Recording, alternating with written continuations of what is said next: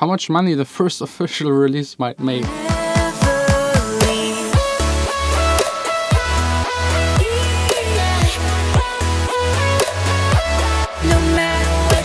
Good morning guys, it's Sunday. I'm not heading today to the studio, not producing music for the entire day, no tips, no tricks. Today definitely doing a Q&A, so answering all of your music production questions. But it's Sunday morning, so I first need a really good breakfast.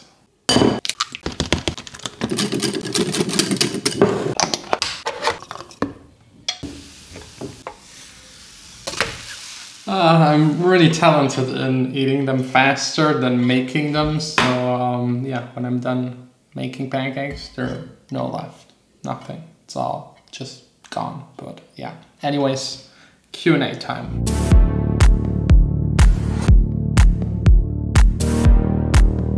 First question, how to get your first DJ gig? I think there are two ways. Either you just take the route producing until someone wants you to DJ, or you just go out and use your personal contacts. DJing at the birthday party, asking a club promoter, asking other DJs.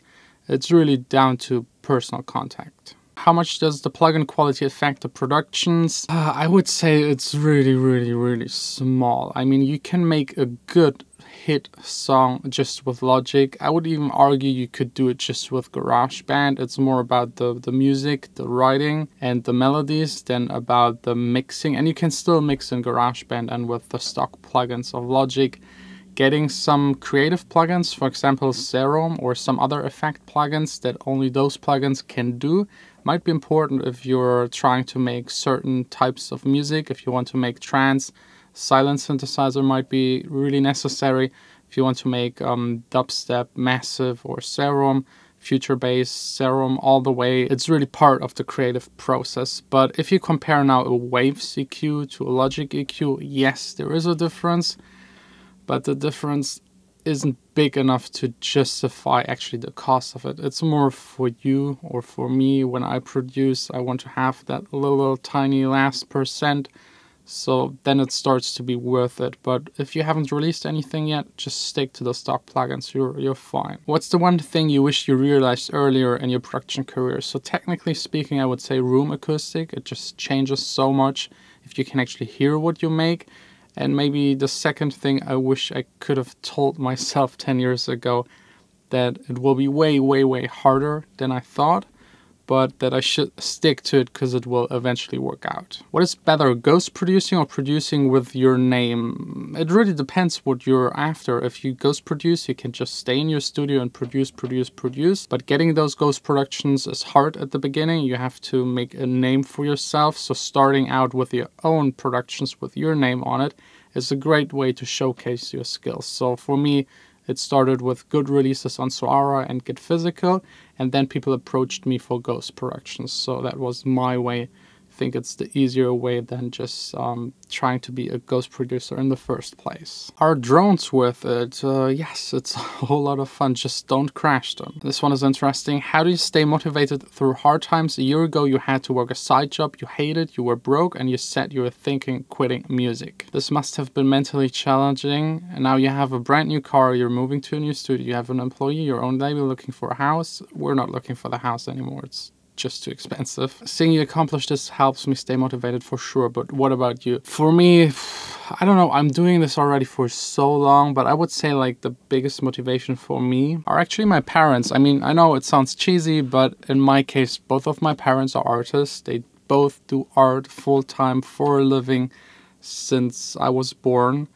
And at the very beginning, we lived in a very small apartment, the three of us. One room was my room and also the studio of my dad. The kitchen was my mom's studio, and then there was one bedroom. Although it's hard, they still kept on doing what they do. They just believed in themselves. They just put all of their effort into it. They didn't shy away doing other stuff to sustain the art and to keep on doing it, and they're now doing it for 40+ years. And now, for example, my mom got a big prize, like a state-funded prize, first place, which is just amazing. And seeing that throughout all of the years growing up, it's really motivational, and you can see firsthand that it actually works if you do certain things. And with doing certain things, I mean being active, being persistent, doing your stuff constantly. Don't give up. Don't let some hiccups forget the main mission of trying to accomplish what you're dreaming about. If you get like shaken too much by small things going wrong, it will just make it harder, and you kind of hinder yourself from achieving what you want to achieve. It's just a mental thing. Just try to cross it off. Don't think about the negative and bad stuff that happened, because it's in the past. You can't change it.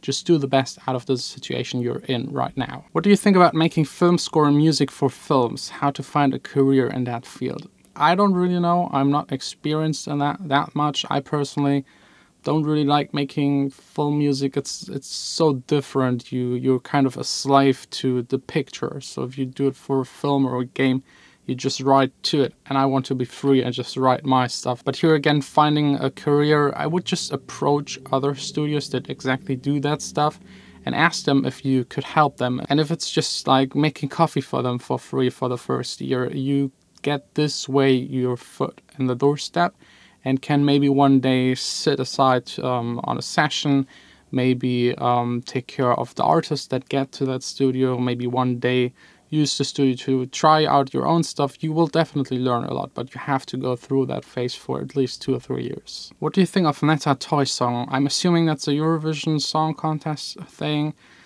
I personally don't like it.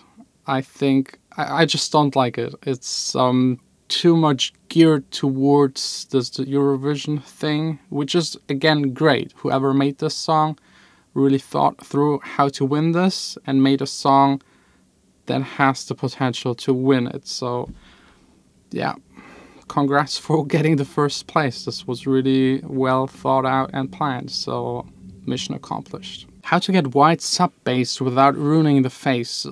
Sub basses, for me personally, my sub basses are always in mono, below 200 Hz. There is nothing stereo in my songs. You just don't do it. It just doesn't sound good on a club system. On bigger systems, it doesn't sound good in mono. Again, to make sure that it's not phasing, there's like the correlation meter on your metering, on the span analyzer, for example, and you can check there, and then you just have to use a plugin that can make things narrower, like the opposite of a widening plugin. I think in Logic there is one called stereo something. You can just drag two faders together, and it will make it more mono, and this way you won't have any phase issues. But for sub bass, just make it mono and that's it. How much money the first official release might make? No money, nothing, never ever. Your first 10 to 20 releases, forget about making any money, believe me. Just go back to any huge big artist, check their first 10 tracks, you've never heard about them, you've never even heard them on the radio. There is no such thing making money with the first release. If someone really does that, they probably had already 100 other releases just with a different name and they started a new project. It just doesn't happen. If you say, I have business stuff to do, what are some examples of business stuff? I don't know why people always ask me that. I think it's pretty obvious, like phone calls, emails, and more phone calls, Skype calls, and this kind of shit. Organizing stuff, making sure other people do what I want them to do and to help me with my music, promote it, get in contact with people that own Spotify playlists, get in contact with people that do promotion, get in contact with my distributor. Then some parts of the label have to be organized with Spotify directly. So there's a lot of stuff, especially now with the studio, all of the legal stuff, contracts, and it's a lot, unfortunately. I'm really dreaming of employing 2 or 3 more people so they take care of all of that, and I can just focus on making videos and making music 8 to 12 hours a day. I got an iMac. Should I switch from Fruity Loops to Logic? Well, I don't think so. I mean, Fruity Loops is, I think, now running also on Mac, or at least there is a beta for Mac. If you've learned Fruity and you used it for more than a year, I would just stick to it, because it just doesn't change the sound of your production. It will just throw you back learning the new DAW. But Logic is great, so maybe give it a try and see for yourself if you like it. If it just hinders you from being creative and the gear and the software gets in your way, just stick to whatever is the easiest. Should we use multiple reverbs or only one reverb on a track? I would always go for multiple reverbs. If you just use one, it sounds very old schoolish and you don't have a lot of choice to put one element more in the back, the other one more in the front, and by giving them different reverbs, you can separate them more, or by giving them the same reverb, for example, for drums, you can make them sound closer together. So I usually use maybe 3, 4 to 7 reverbs on a track. It really depends on how many layers and what's going on. Do you still do track feedbacks? Yes, of course. Link in the description. What are the styles that are currently popular in order to make one? Don't do that. Don't think like that, please. If something is really trending right now and you copy it until you figure out how to make it and copy it and release it, it's already out again, so you're late to the party. You have to think forward or just do your own thing, which is usually the best. Are you planning an AXSENS ADE event? I haven't even thought about that. I don't even know if I have the time, but I will put it on my to-do list and check if it's possible and how much it might cost and if it's worth it. But maybe a meetup when I'm there. I think that shouldn't be a problem. At what age did you start producing? I think 16, 17, 18? I don't really remember. But what I know is my first release, I think I was 21, maybe 22, maybe 20, somewhere around that. After how many years of making music did you start making money of it? 5 years, 6 years, and like not a lot of money, just a tiny bit. Last question for today. There are a lot more questions, but most of them I already answered in one of the other Q&As. I will link down below a playlist with all of the Q&As if you're interested. But yeah, the last question, do you start with the intro of a track and then move forward, or do you record a bunch of the ideas and then arrange them? I usually always start with the most important part. If I make an instrumental, I would start with the drop. That's the main thing. If you nail that, the rest is pretty easy. If I do vocal tracks, I start with a session. So I have a singer-songwriter here, if I can, and I just work with them together first on the vocals, and then build the instrumental around the vocals. So always, what's most important, what's the key of the song, start with that first. Yeah, anyways, I sneaked into the studio on a Sunday. I actually didn't want to go here, so trying to work really quick, 2-3 hours, and then heading back home, picking up Vanessa and trying to make up for me leaving home to go here and work on music. It sometimes happens, that's just the way it is when you're an artist.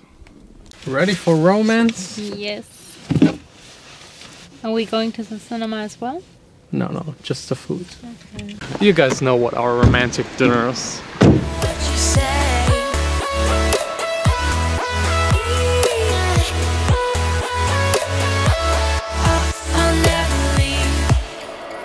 I know it feels like I'm always running away after